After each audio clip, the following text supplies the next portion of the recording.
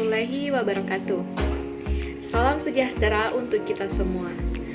Semoga kita selalu dalam lindungan Allah Subhanahu wa taala, selalu dilimpahkan keberkahan, kenikmatan dan juga kesehatan. Pertama-tama perkenalkan, nama saya Indriani Nursa Putri, seorang mahasiswi semester 6 program studi Manajemen Pendidikan Islam Fakultas Tarbiyah Institut Agama Islam Negeri IAIN Bone.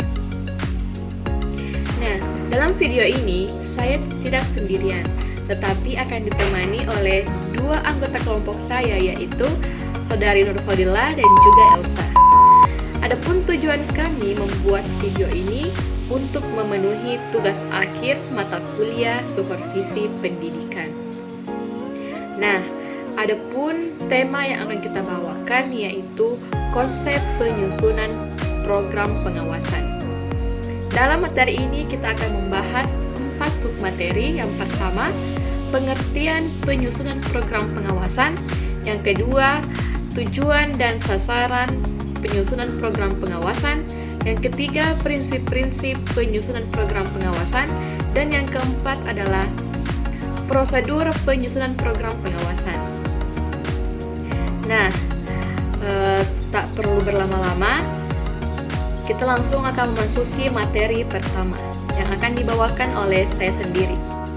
Pembahasan pertama yaitu pengertian penyusunan program pengawasan.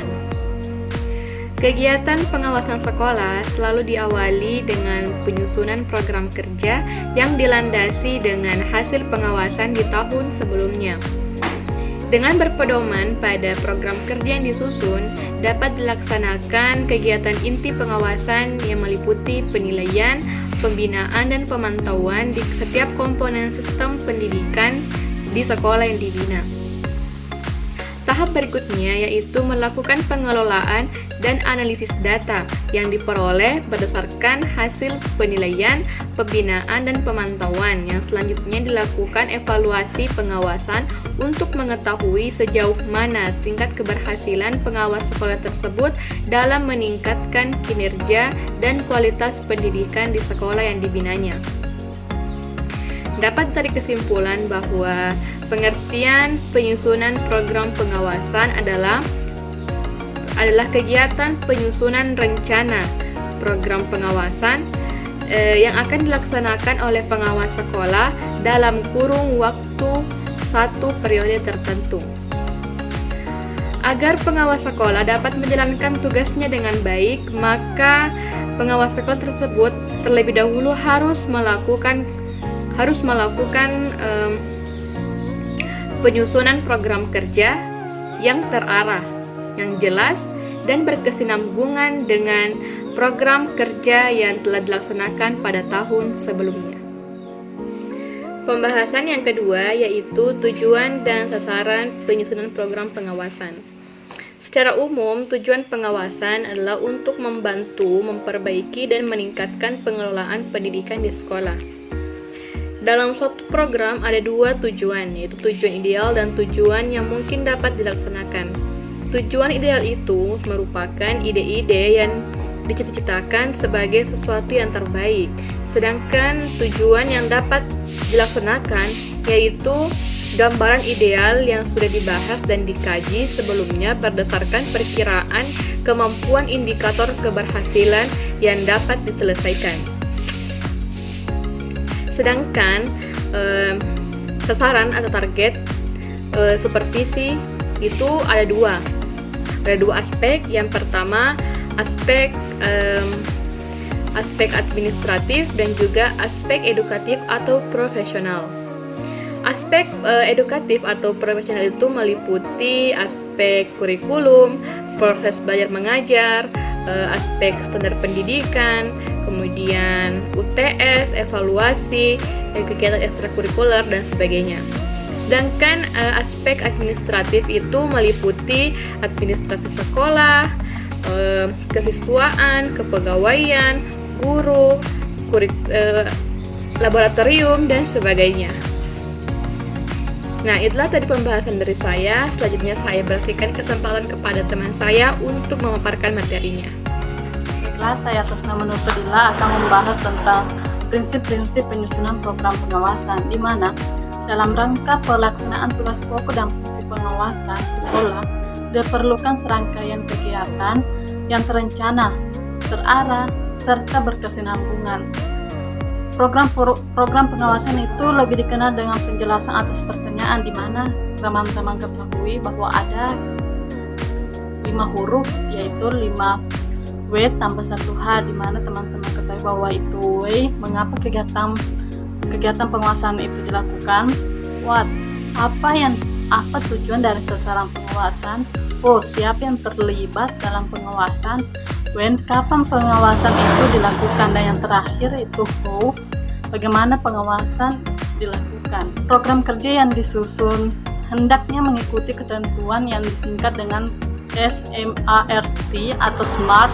Maksudnya yang pertama yaitu S, spesifik, artinya pokok masalah yang dijadikan program dalam penyusunan program kerja bersifat spesifik, jelas, terfokus pada mencapai tujuan.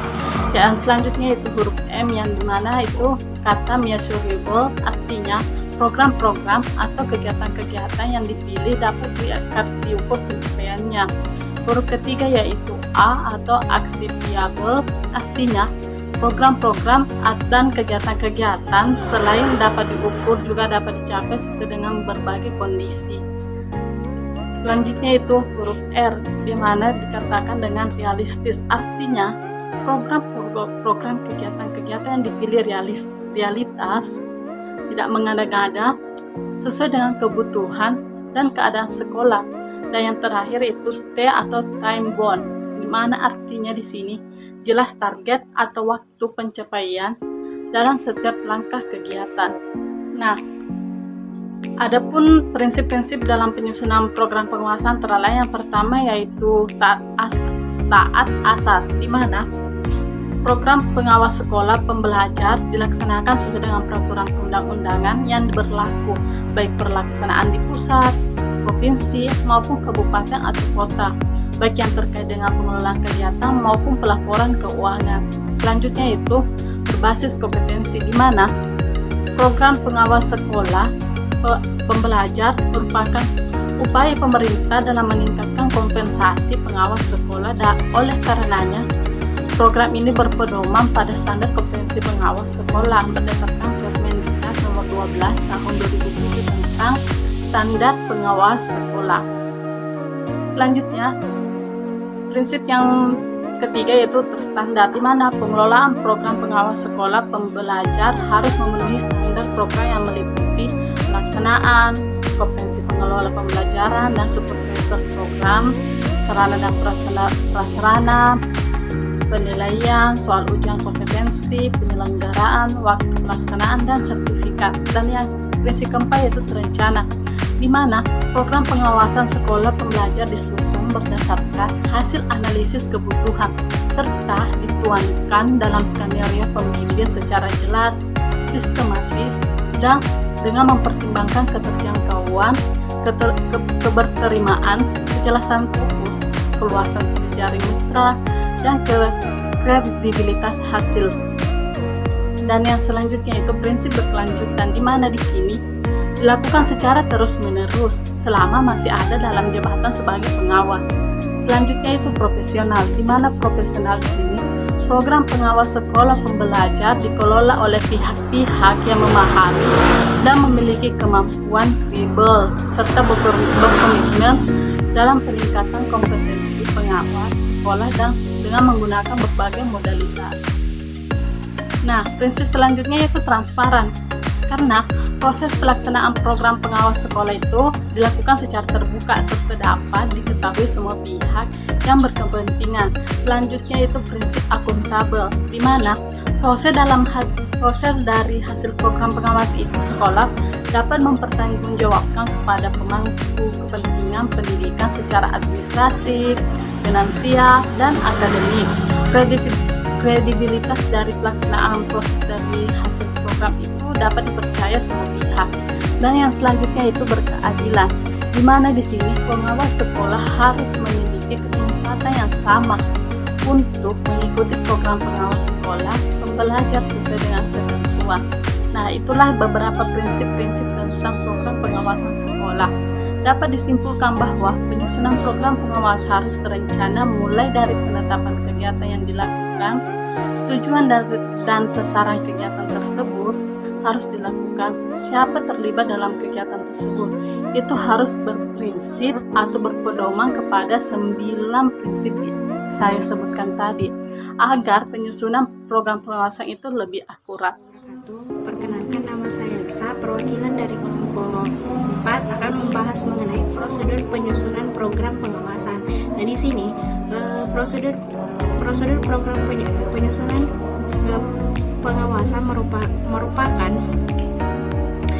merupakan analisis yang dilakukan terhadap faktor internal dan eksternal wilayah dan sekolah-sekolah yang ada dan hasil analisisnya digunakan sebagai dasar dalam menemukan prioritas kegiatan yang perlu segera ditingkatkan. Nah, di sini dalam penyusunan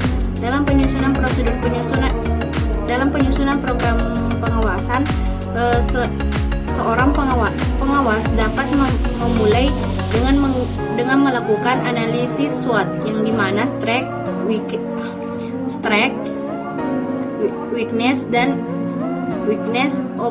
opportunity dan threat.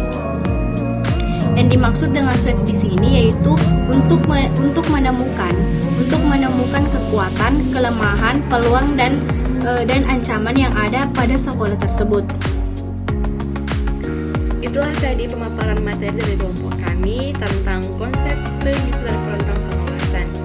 Sebelum saya tutup, ada sebuah quotes yang bisa memberikan motivasi dan semangat kepada teman-teman sekalian dalam menuntut ilmu, khususnya di masa pandemi ini. Di mana kalimatnya mengatakan bahwa pendidikan bukan persoalan datang ke sekolah dan ke kampus lalu mendapatkan ijazah, tapi tentang persoalan menambah wawasan dan menyerap ilmu kehidupan. Orang bijak juga mengatakan bahwa ilmu bukan seberapa banyak yang kita hafal, tetapi seberapa bermanfaatnya untuk orang lain. Semoga apa yang kita sampaikan bermanfaat untuk teman-teman sekalian, khususnya untuk pemateri sendiri. Akhir kata, mohon maaf apabila ada salah kata. Wabillahi taufiq wal hidayah. Wassalamualaikum warahmatullahi wabarakatuh.